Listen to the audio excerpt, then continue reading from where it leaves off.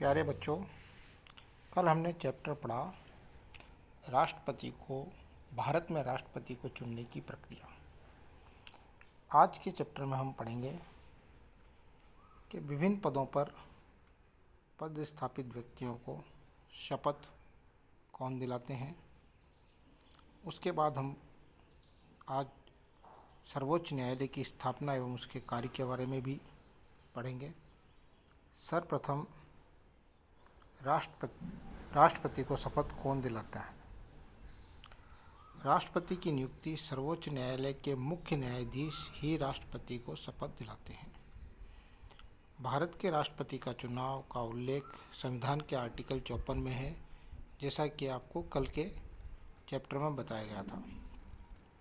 उसके अनुसार राष्ट्रपति का चुनाव अप्रत्यक्ष रूप से होता है, जिसे अनुपातिक प्रतिनिधित्व एकल संक्रमणीय मत पद्धति कहा गया है, और राष्ट्रपति का चुनाव इलेक्टोरल कॉलेज कराता है।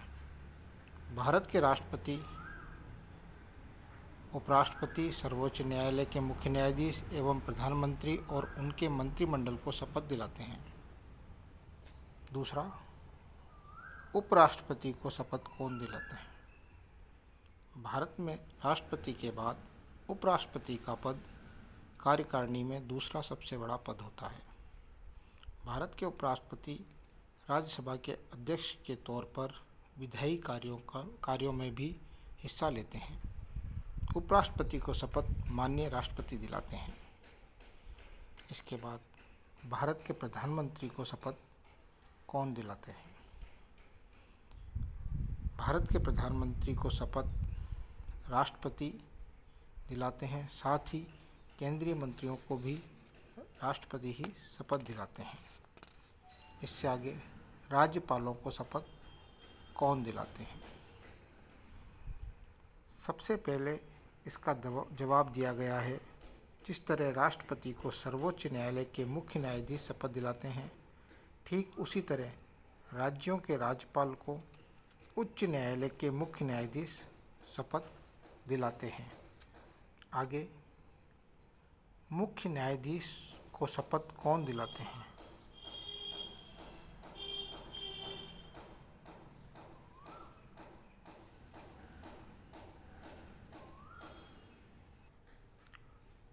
भारत के उच्चतम न्यायालय के मुख्य न्यायाधीश को शपथ राष्ट्रपति दिलाते हैं। अब सर्वोच्च न्यायालय के मुख्य न्यायाधीश को शपथ राष्ट्रपति दिलाते हैं। इसके आगे का बिंदु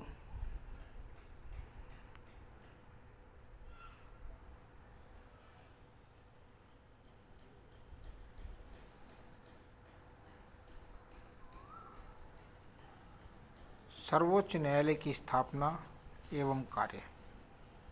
भारत के उच्चतम न्यायालय या भारत के सर्वोच्च न्यायालय या भारत के सुप्रीम कोर्ट का शीर्ष न्यायिक प्राधिकरण है, जिसे भारतीय संविधान के भाग 5 अध्याय 4 के तहत स्थापित किया गया है। भारतीय संघ की अधिकतम और व्यापक न्यायिक अधिकारिता उच्चतम न्यायालय को प्राप्त है। भारतीय संविधान के अनुसार उच्चतम न्यायालय को भूमिका संघीय न्यायालय और भारतीय संविधान के संरक्षण की है। भूमिका जो है भारतीय संविधान के संरक्षण की है। भारतीय संविधान के अनुच्छेद 124 से 147 तक वर्णित नियम उच्चतम न्यायालय की संरचना और अधिकार क्षेत्रों की नींव है। उच्चतम न्यायालय सबसे उच्च अपीलीय अदालत है, जो राज्यों और केंद्र शासित प्रदेशों के उच्च न्यायालयों के फैसलों के खिलाफ अपील सुनता है। इसके अलावा राज्यों के बीच के विवादों या मौलिक अधिकारों और मानव अधिकारों के गंभीर उल्लंघन से संबंधित याचिकाओं को आमतौर पर उच्चतम न्यायालय के समक्ष सीधे रखा जाता है। भारत के उच्चतम न्यायालय का उद्घाटन 28 जनवरी 1950 को हुआ और इसके बाद से इसके द्वारा 24,000 से अधिक निर्णय दिए जा चुके हैं। न्यायाधीशों के वेतन और भत्ते। भारतीय संविधान के अनुच्छेद 125 में कहा गया है कि उच्चतम न्यायालय के न्यायाधीशों के वेतन व भत्ते दिए जाएंगे जो संसद भारत की संचित निधि निर्मित करे। न्यायाधीश के लिए वेतन संसद तय करती है जो संचित निधि से पारित होती है। कार्यकाल के दौरान वेतन में कोई कटौती नहीं होती। 28 जनवरी 1950 भारत के एक संप्रभु लोकतांत्रिक गणराज्य बनने के 2 दिन बाद भारत का उच्चतम न्यायालय अस्तित्व में आया। उद्घाटन समारोह का आयोजन संसद भवन के नरेंद्र मंडल चैम्बर ऑफ प्रिंस भवन में किया गया था।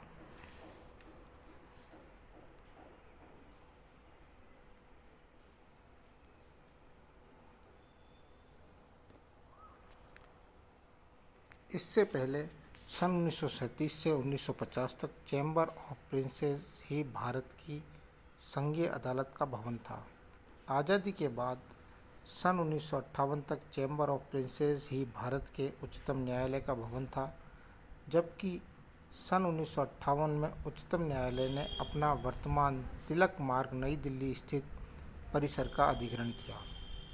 भारत के उच्चतम न्यायालय ने भारतीय अदालत प्रणाली के शीर्ष पर पहुंचते हुए भारत की संघीय अदालत प्रिवी काउंसिल की न्यायिक समिति को प्रतिस्थापित किया।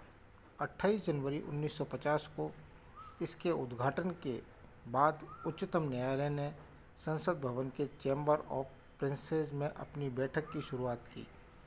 उच्चतम न्यायालय बार एसोसिएशन SCBA सर्वोच्च न्यायालय की बार है।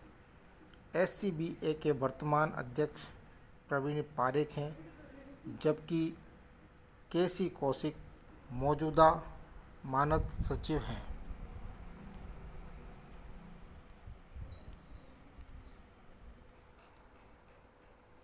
उच्चतम न्यायालय का परिसर।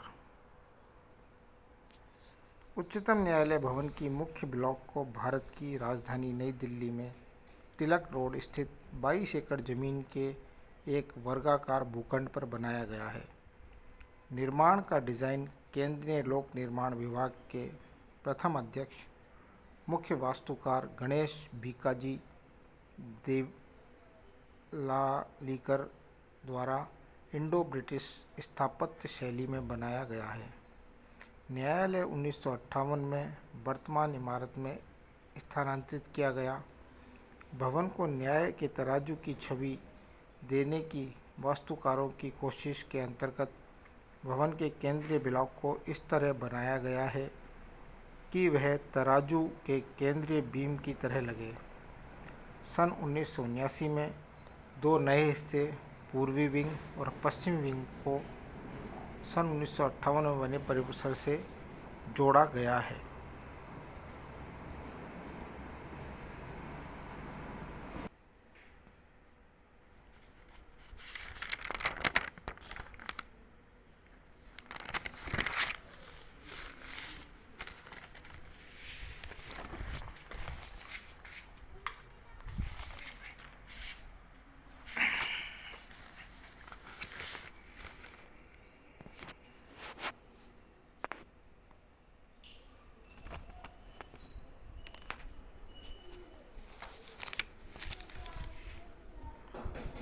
अनुच्छेद 124/124(2) के अनुसार मुख्य न्यायाधीश की नियुक्ति करते समय राष्ट्रपति अपनी इच्छानुसार सर्वोच्च न्यायालय के न्यायाधीशों की सलाह लेगा।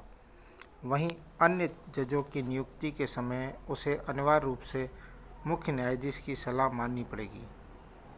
सर्वोच्च न्यायालय एडवोकेट्स ऑन रिकॉर्ड एसोसिएशन बनाम भारत संघवाद 1993 में दिए गए निर्णय के अनुसार सर्वोच्च न्यायालय उच्च न्यायालयों के जजों की नियुक्ति तथा उच्च न्यायालयों के जजों के तबादले इस प्रकार की प्रक्रिया है जो सर्वाधिक योग्य उपलब्ध व्यक्तियों की नियुक्ति की जा सके।